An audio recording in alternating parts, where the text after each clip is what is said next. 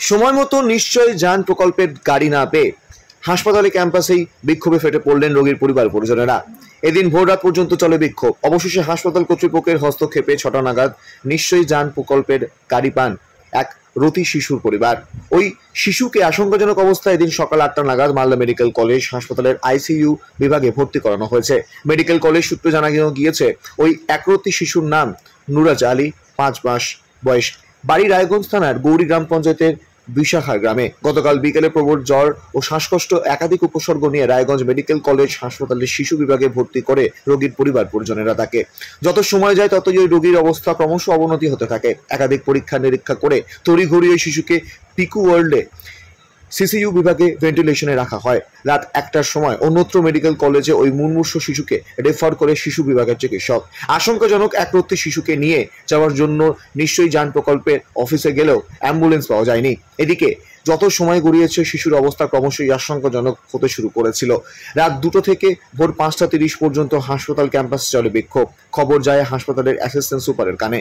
তড়িঘড়িয়ে শিশুকে অন্যত্র মেডিকেল কলেজে নিয়ে যাওয়ার নির্দেশ দেওয়া হয় নিশ্চয়ই যান প্রকল্পের সুপারভাইজারকে। এদিন সকাল 6টা নাগাদ শিশুকে রায়গঞ্জ মেডিকেল কলেজ হাসপাতালের শিশু বিভাগে থেকে অক্সিজেন মাস্ক পরিয়ে মালদার উদ্দেশ্যে নিয়ে যাওয়া হয়। রায়গঞ্জ মেডিকেল কলেজ হাসপাতালের এমএসভিপি প্রিয়ঙ্কর রায় বলেন, ওই শিশুর পরিবারের তরফ থেকে আমাদের কাছে কোনো লিখিত অভিযোগ দায়ের করা হয়নি। এছাড়াও নিশ্চয় যান প্রকল্পে আমরা নিয়ন্ত্রণ করি না। জেলা মুখ্য স্বাস্থ্য আধিকারিক সুকান্ত বিশ্বাস বলেন, অভিযোগ পেলে বিষয়টি খতিয়ে দেখা হবে। এই প্রসঙ্গে ওই শিশুর জেঠু আনোয়ার আলী বলেন, আমার ভাইপোকে গতকাল বিকেলে প্রবল জ্বর শ্বাসকষ্ট নিয়ে রায়গঞ্জ মেডিকেল কলেজ হাসপাতালের শিশু বিভাগে ভর্তি করানো হয়েছে। একাধিকবার পরীক্ষা নিরীক্ষা করার পর তড়িঘড়ি সিসিইউ বিভাগে রেফার করে চিকিৎসক। রাত 1টা নাগাদ শিশু বিভাগের কর্তব্যরত চিকিৎসক অন্যত্র মেডিকেল কলেজ ও হাসপাতালে রেফার করে। রাত 1টার সময় রেফার করলেও বারংবার 102 অ্যাম্বুলেন্সের জন্য ফোন করার পাশাপাশি রায়গঞ্জ মেডিকেল কলেজ হাসপাতালে অবস্থিত অফিসে গিয়ে তাদের খোঁজ পাওয়া যায়নি। এরপরেই আমরা বিক্ষোভ দেখাতে শুরু করি। এদিন ভোর 5:30টা নাগাদ মেডিকেল কলেজ কর্তৃপক্ষের হস্তক্ষেপে নিশ্চয় যান প্রকল্পের গাড়ি পাই আমরা। আমাদের শিশুর যদি কিছু হয়ে যায় নিশ্চয় যান প্রকল্পের আধিকারিক ও সুপারভাইজার সহ গাড়ির চালকদের বিরুদ্ধে আমরা মামলা দায়ের করব। এছাড়া জেলা মুখ্য স্বাস্থ্য আধিকারিককে লিখিত অভিযোগ দায়ের করব বলে তিনি জানিয়েছেন। আপনার নাম? আনোয়ার আলী। আপনার কে ভর্তি রয়েছে? আমার ভাতিজা। বয়স কত? 5 মাস। নাম কি? নুরাজ আলী। আচ্ছা, কি হয়েছে আপনারা এই 102 এর সামনে এখানে বিক্ষোভ করছিলেন? কি হয়েছে, কি কারণে? আমরা ভর্তি করেছিলাম বাচ্চাটাকে। বাচ্চাটার অসুবিধা হচ্ছিল শ্বাসকষ্টের জন্য। তারপরে আমরা দিনের বেলা দুপুরে আনে ভর্তি করেছি। ভর্তি করার পর তখন ডাক্তার আসলো রাতে 8টার দিকে আসলো, আসে আইসিইউতে করলো। আইসিইউতে করার পরে এবারে বলছে যে তোমরা এখান থেকে নিয়ে যাও, ট্রান্সফার কাগজ এখান থেকে রেফার করে দিচ্ছি। রেফার তখন আমাদেরকে পাওয়া গেছে, রেফারের কাগজটা পাওয়া গেছে আমাদের রাত 1টায়। এখন মোটামুটি সকাল 5টা পর্যন্ত আমরা 102-এ কল করছি। সে কি জানাচ্ছে যে এখন গাড়ি লোকেশনও নাই, এখন এখানে গাড়ি নাই। মোটামুটি 8 থেকে 10 বার কল করা হয়েছে। বলছে হাসপাতালে ওখানে আপনি জিজ্ঞেস করেন। আবার আমরা এখন পুরসভায় আসছি, পুরসভায় দেখছি যে কোনো লোকজন নাই। আমরা দরজায় হাত দিয়ে জিজ্ঞেস করছি, সব তালা মারা। আর এখানে সব গাড়ি রয়েছে, 102 সবগুলো গাড়ি রয়েছে। কিন্তু ওরা কি বলছে, লোকের পাওয়া এখানে তো মানুষই নাই, শুধু গাড়িটা এখানে দাঁড় করা আছে।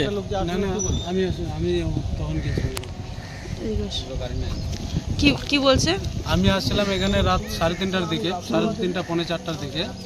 তো এখান থেকে আসলাম, দরজায় লক করছি। আমি দরজায় লক করছি। লক করার পরে একটা বয়স্ক মানুষ আসলো, মোটামুটি 50-55 হবে বয়স।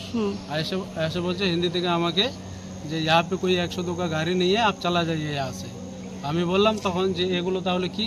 তো বলছে मैं नहीं जानता हूँ, चला गया फिर ऐसे बोल के। তখন আমি আবার ওখানে গেলাম এমার্জেন্সি রুমে। ওখানে গিয়ে বললো এরকম। তারপরে বললাম যে এরকম ওখানেও তো কাজ দিল না, তাহলে আমি কি করবো এখন? তাহলে বাচ্চা আপনারা ফোন করেছিলেন 102-তে? হ্যাঁ, 102 থেকে। কি জানালো সেই ফোন মারফত? কি জানালো? ফোন করে বললাম আমি যে আমি যদি গাড়ি না পাই তাহলে তো আমাকে কোনো কিছু করতে হবে, না হলে বাচ্চাটা তো এভাবে অসুস্থ হয়ে যাবে বেশি, আর এরকম সিরিয়াস আছে।